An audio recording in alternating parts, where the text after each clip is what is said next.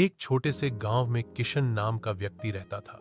किस्मत ने उसे हमेशा गरीबी की मार दी थी। उसके पास न ढंग की खेती थी, न ही कोई बड़ा रोजगार। परंतु भगवान ने उसे 5 बेटियां दी थीं, रूपा, गीता, सीता, मीरा और पारो। ये 5 बेटियां सौंदर्य की मिसाल थीं। गांव का हर व्यक्ति उनकी सुंदरता की चर्चा करता, लेकिन उसी के साथ साथ ताने भी कसता। किशन 5 बेटियां पैदा की हैं, अब इनकी शादी कैसे करेगा? गरीब आदमी के लिए बेटियां तो बोझ होती हैं। ऐसे ताने सुन सुनकर किशन का दिल हर रोज छलनी हो जाता।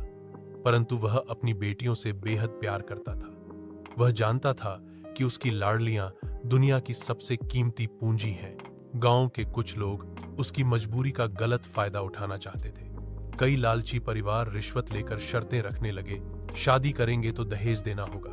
कुछ तो इतने नीच थे कि उसकी लाचारी का मजाक बनाकर बेटियों को गलत राह पर धकेलना चाहते थे। परंतु किशन गरीब जरूर था, मगर उसकी इज्जत और संस्कार अमीर थे।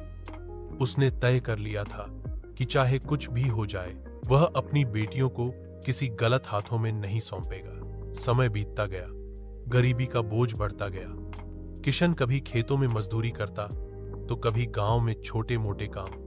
उसका शरीर बूढ़ा हो रहा था, लेकिन बेटियों की आंखों में उम्मीद देख वह टूटता नहीं था।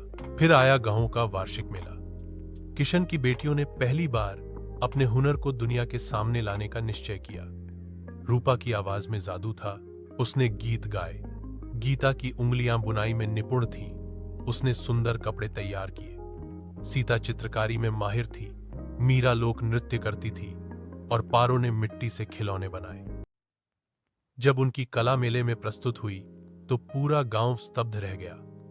लोग चकित थे, ये तो सोने से भी कीमती हैं। पहली बार गांव वालों ने समझा कि ये बेटियां सिर्फ सुंदर नहीं बल्कि हुनरमंद भी हैं। गांव का मुखिया भी गहराई से प्रभावित हुआ। उसने पंचायत में प्रस्ताव रखा कि बेटियों के हुनर को बढ़ावा दिया जाए और उनके लिए एक महिला सहकारी समूह बनाया जाए। धीरे धीरे बेटियों का काम गांव से बाहर शहरों तक पहुंचा। उनके कपड़े, चित्र और मिट्टी के खिलौने दूर दराज के बाजारों में बिकने लगे। किशन का घर, जो कभी भूख और तानों से भरा रहता था, अब खुशियों से जगमगाने लगा। जिन लोगों ने उसे ताने मारे थे, वही अब उसकी तारीफ करते। लोग कहते, किशन, तूने अपनी बेटियों को हीरा बनाया है। कुछ सालों बाद जब बेटियों ने मेहनत से पर्याप्त कमाई कर ली, तो उन्होंने अपने पसंद के वर चुने। यह विवाह किसी दहेज या मजबूरी के कारण नहीं, बल्कि सम्मान और आत्मनिर्भरता के कारण हुए। गांव वालों के लिए यह बहुत बड़ी मिसाल थी। किशन अपनी बेटियों को दुल्हन के रूप में देखकर गर्व से रो पड़ा। उसकी आंखों से आंसू बहे, मगर इस बार वे आंसू दुख के नहीं, बल्कि संतोष और खुशी के थे।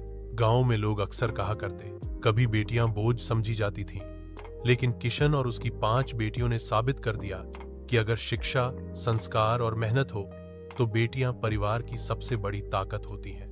किशन के जीवन की यह कहानी गांव की गलियों में प्रेरणा बन गई।